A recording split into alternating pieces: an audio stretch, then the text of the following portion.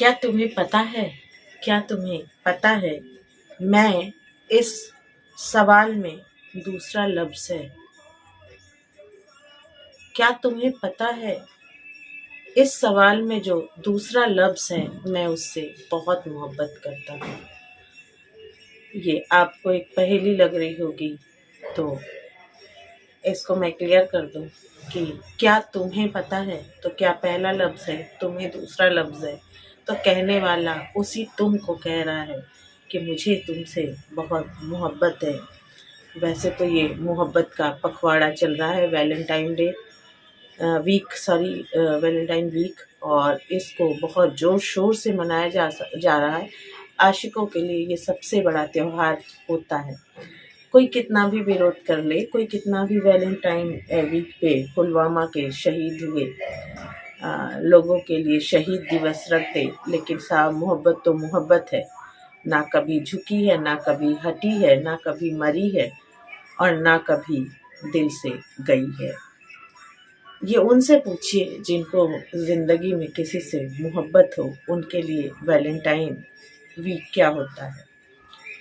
बच्चा से बच्चा, बूढ़ा से बूढ़ा, इस वीक में एक अलग ही भावना लोगों के दिल में आ जाती है। हालांकि भगवाधारियों ने इस पे बहुत सारे सवाल उठाए हैं, और हालांकि ये वैलेंटाइन वीक इंग्लिश देशों से हमारे देश में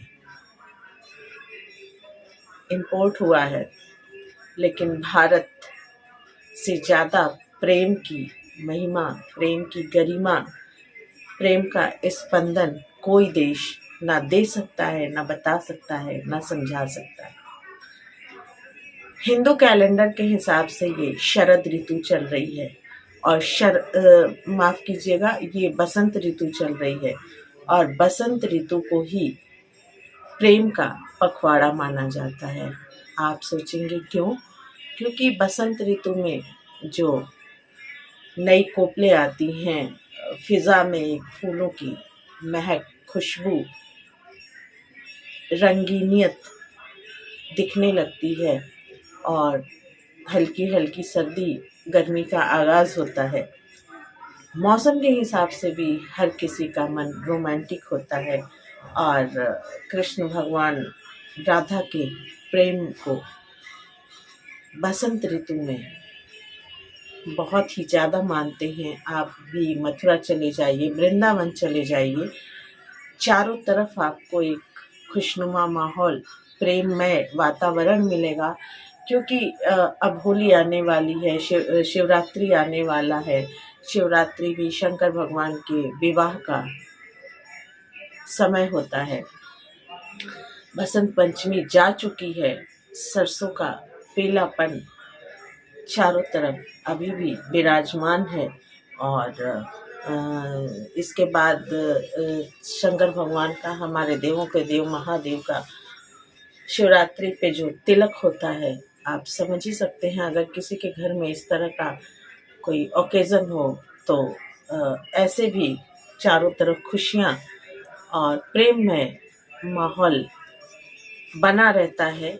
इसके बाद आएगी रंग भरी एकादशी, गुलाल के बादल उड़ेंगे, और इसी दिन से होली का पर्व शुरू हो जाता है। मथुरा में लठमार होली, फूलों की होली, जगह जगह अलग अलग तरह से, अलग अलग विधा में इसे मनाया जाता है। और होली का सॉन्ग आपने सुना होगा कि दुश्मन भी गले मिल जाते हैं। तो जाहिर सी बात है, वैलेंटाइन वीक भी हमारे यहाँ से ही लोगों के पास जाकर अंग्रेजियत में रंग कर फिर से हमें वापस मिला है। और जो पहला दिन होता है रोज़ डे, तो हमारे यहाँ भी फूलों का गुलदस्ता दिया ही जाता है। अगर प्रपोज डे कहें तो हमारे हिंदुस्तान में उसे इजहार कहा जाता है। उसको अंग्रेजियत में लपेट के कुछ और, जिस तरह से हमारे देसी खाने को मोमोज बना दिया गया है, उसी तरह से गुड़ की मिठाई को चॉकलेट बना दिया गया है, और उसे चॉकलेट डे नाम दिया गया है। खैर, कुछ भी हो, भावना वही है। संस्कार, तरीके जो भी हों, उसके मूल में छुपा हुआ एक ही चीज है। और कोई कितना भी इस पे रोक टोक लगा दे, प्रेम एक ऐसी भावना है कि हर व्यक्ति के जीवन में एक बार जरूर दस्तक देती है, वो किसी के भी प्रति हो। तो कोई ये कहे कि मैं प्रेम से अछूता हूँ, तो ये एक तरह से अतिशयोक्ति है। जब भगवान इससे नहीं बच पाए, भगवान ने इसका संकेत दिया, तो फिर इंसान की तो विसात ही क्या है। बहरहाल, जिस तरह से आज की न्यू जनरेशन वैलेंटाइन वीक को महापर्व की तरह मनाती है, हमारे हिंदू सभ्यता, हमारे हिंदू त्योहारों को भले वो साइड में रख दें, लेकिन वैलेंटाइन वीक जरूर मनाते हैं। मदर्स डे हो गया, कोई भी डे जिसमें अंग्रेजियत छुपी हुई हो, पैक किए हुए डिब्बे में पैकिंग का पेपर भले किसी और देश का हो, उसके अंदर जो मटेरियल निकलेगा वो हमारे हिंदुस्तान से ही रिलेटेड होगा। जिन जिन चीज़ों को हमने ईजाद किया, आज वही चीज़ें हमें दूसरों से गिफ्ट में मिल रही हैं और हम उसको बड़े प्यार से कबूल कर रहे हैं, गले लगा रहे हैं। तो आज यंग 40 का आपको मेरा यही संदेश है कि क्या चीज कहाँ से इंपोर्ट हुई, क्या चीज कहाँ से मिली, इस पे ध्यान न दे करके उसकी भावना को समझें और उसको स्वीकार करें।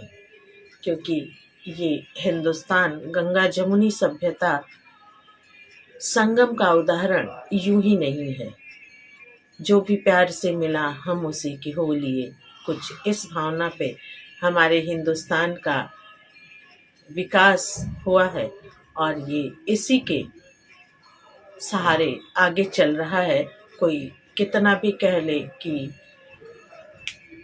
लोगों में वफा नहीं रही, ईमानदारी नहीं रही, लेकिन अभी भी बहुत से लोग हैं जो भारत की संस्कृति को आगे बढ़ाए हैं। उनकी ईमानदारी का मिसाल हमारे हिमालय पर्वत से कम नहीं है। उनकी वफा एक उदाहरण का रूप है।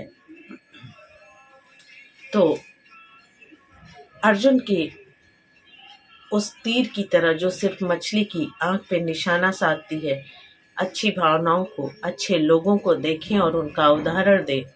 हाथ की 5 उंगलियां बराबर नहीं होती। अगर रावण नहीं होता तो राम की भी पहचान नहीं होती। कंस नहीं होता तो कृष्ण को भी हम प्रेम का संदेशवाहक नहीं मानते। अगर दुर्योधन ने इतना ज्यादा अत्याचार नहीं किया होता तो गीता का उपदेश हमारे तक नहीं आता।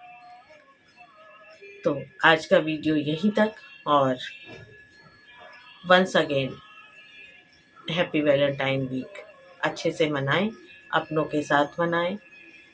जिसे आप बहुत मान देते हैं, रिस्पेक्ट देते हैं, उसे ये वीक समर्पित जरूर करें। तो टेक केयर योरसेल्फ, अपना ख्याल रखें, हंसते रहें, मुस्कुराते रहें, फूलों की तरह खुशियाँ बिखेरते रहें।